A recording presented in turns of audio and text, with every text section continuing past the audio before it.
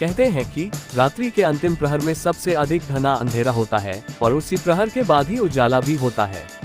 अर्थात जब आपको अपने जीवन में यूं लगने लगे कि आप मुसीबतों से घिर गए हैं, या फिर परिस्थितियां हर तरफ से आपके प्रतिकूल होती जा रही हैं, या फिर आपके जीवन में संकट और भी अधिक गहराता जा रहा है, तो निराश होने की बजाय मन में विश्वास रखिए कि आपके जीवन के दुख भरे दिनों का अवसान होने वाला है और शीघ्र ही खुशियों से लबरेज जीवन की सुबह का सूर्य फूटने वाला ही है। एक कहानी के माध्यम से हम समझने की कोशिश करते हैं। एक बार की बात है, महात्मा बुद्ध जी अपने कुछ शिष्यों के साथ नगर भ्रमण पर निकले हुए थे। चलते चलते शिष्य बहुत ज्यादा थक गए। तभी कुछ शिष्यों ने महात्मा जी से कहा कि गुरुदेव, अगर आपकी आज्ञा हो तो क्या आज रात यही विश्राम कर ले। तभी महात्मा जी बोले कि कोई उचित स्थान दिखते ही हम वही विश्राम करेंगे।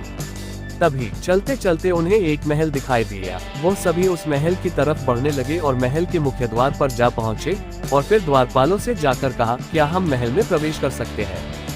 द्वारपालों ने उनकी वेशभूषा देखकर उन्हें और उनके शिष्यों को अंदर जाने दिया। महात्मा बुद्ध और उनके शिष्य महल के अंदर प्रवेश कर लिए और वे राजा के दरबार में जा पहुंचे। बुद्ध और उनके शिष्यों को देखकर राजा ने बड़ी विनम्रता से कहा कि मान्यवर, हम आपकी क्या सेवा कर सकते हैं। महात्मा बुद्ध ने कहा कि हे राजन, क्या हम आज रात आपके महल में विश्राम कर सकते हैं। बुद्ध की बातों को सुनकर राजा ने क्रोधित स्वर में कहा कि यह मेरा महल है, कोई विश्राम स्थल नहीं है।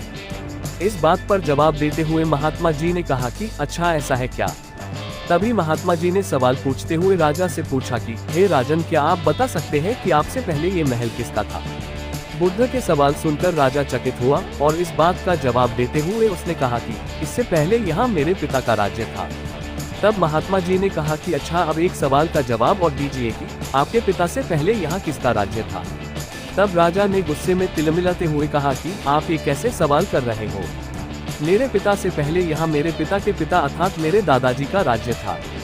बुद्ध मुस्कुराते हुए कहते हैं कि तो राजन, एक बात बताए कि जब आपके पिता और दादाजी यहाँ से गए तो यह महल क्या अपने साथ ले गए। बुद्ध की बातों को सुनकर राजा सोच में पड़ गया। तभी बुद्ध आगे कहते हैं कि इसलिए कहा गया है, जो भी इस संसार में आया है वह खाली हाथ ही आता है और खाली हाथ ही जाता है। इसलिए इस संसार में कुछ भी स्थायी नहीं है, सब कुछ यहाँ अस्थायी है। महल, दुमहले, सब कुछ यहाँ विश्राम स्थल है। कहीं भी कोई निजी पुरुष अपने साथ अपनी निजी जमी जायदाद नहीं ले जाता। ये सब बातें सुनकर राजा को अपनी भूल का एहसास हुआ और वह बोला कि हे महात्मा जी, हमसे बहुत बड़ी गलती हो गई, आप हमें क्षमा कर दें। आप सभी से हमारी विनती है कि आप सभी कुछ दिन यही रुके और हमें सेवा सत्कार का कुछ मौका दें। तभी महात्मा जी बोले कि हे राजन, हमें केवल आज रात ही यहाँ आश्रय चाहिए और फिर सुबह होते ही हमें निकलना होगा, क्योंकि दूसरे नगर में हमारा प्रवचन है। राजा ने अपने सैनिकों को आदेश दिया कि महात्मा जी को आदर सत्कार के साथ महल में ले जाया जाए और उनके जलपान की व्यवस्था भी की जाए। तब बड़े आदर से महात्मा जी को महल में रुकाया गया। दोस्तों, जीवन के साथ समस्याओं का संबंध एक चिरंतन सत्य है जो हर काल के साथ शाश्वत रूप से चलता आ रहा है।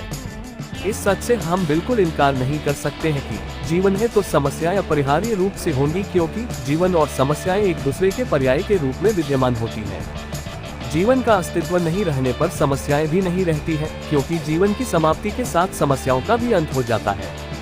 इसका आशय ये भी है कि यदि किसी व्यक्ति को अपने जीवन में विविध प्रकार की समस्याओं से जूझना पड़ता है, उनका समाधान ढूंढने के लिए भागना होता है, संघर्ष करना पड़ता है, तो इसका साधारण सा अर्थ यही है कि वह व्यक्ति जीवित है।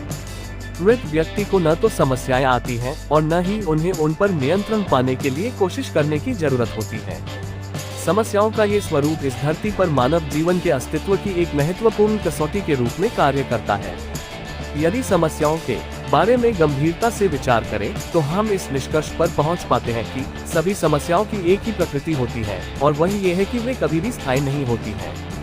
समस्याएं आती हैं और फिर एक निश्चित अवधि के बाद वे खत्म भी हो जाती हैं। किंतु समस्याओं के बवंडर में फंसा हुआ इंसान समस्याओं की क्षणभंगुरता के बारे में सोच नहीं पाता है। वह अपने आप को हारा हुआ महसूस करता है। उसे यही लगता है कि वह इस धरती पर का एक अकेला इंसान है जो समस्याओं से घिरा हुआ है और इसलिए वह खुद को बहुत शापित महसूस करता है। लेकिन सच तो यही है कि मानव जीवन में ऐसी कोई भी समस्या नहीं होती है जो स्थायी होती हो। इसलिए समस्याओं के बारे में चिंता निरर्थक है। इनके बारे में निरंतर तनाव में रहकर अवसादग्रस्त होना जीवन को और भी कठिन बनाना होता है। लामाओं के धर्म में कहा गया है कि समस्याओं के केवल दो ही प्रकार होते हैं। पहला प्रकार ऐसा होता है जिनके कोई न कोई समाधान अवश्य होते हैं, अतः इस प्रकार की समस्याओं के बारे में चिंता करना बेकार है। जबकि दूसरी प्रकार की समस्याएं ऐसी होती हैं जिनका कोई समाधान नहीं होता है। इन समस्याओं के समाधान के लिए इंसान कितनी भी कोशिश क्यों न कर ले, लेकिन परिणाम शून्य ही निकलता है। इसलिए इस प्रकार की समस्याओं के बारे में भी चिंता करना विवेकपूर्ण कार्य नहीं है। आशय यही है कि मानव जीवन में आने वाली विविध प्रकार की समस्याएं जीवन के अनिवार्य और अभिन्न अंग होते हैं जिनको टाला नहीं जा सकता है। तो दोस्तों, हमें इस कहानी से यही शिक्षा मिलती है कि इस संसार में सब कुछ नश्वर है, कुछ भी हमारा नहीं है। लोग इतनी मोह माया करते हैं, लेकिन यहाँ कुछ भी स्थायी नहीं है। गौतम बुद्ध इस कहानी के माध्यम से हमें ये शिक्षा देते हैं कि धन, संभावनाएं और संपत्ति सिर्फ कुछ पल के लिए है। ये चीजें किसी के पास हमेशा के लिए नहीं रहता, क्योंकि अंत में हम सब कुछ छोड़कर जाते हैं। हमें आत्मसमर्पण और सहिष्णुता के माध्यम से अपने आसपास के लोगों के प्रति दयालु और समझदार बनने की आवश्यकता है। ये कहानी हमें याद दिलाती है कि हमारे पास केवल एक छोटी सी जिंदगी होती है और हमें उसे अच्छे तरीके से जीना चाहिए, साथ ही दूसरों के साथ सहयोग और समर्थन करने का प्रयास करना चाहिए। तो दोस्तों, आशा करता हूँ कि आप सभी को ये कहानी पसंद आई होगी। इस वीडियो को लाइक, शेयर और सब्सक्राइब जरूर करें। मिलते हैं अगली वीडियो में, तब तक के लिए अपना ख्याल रखना।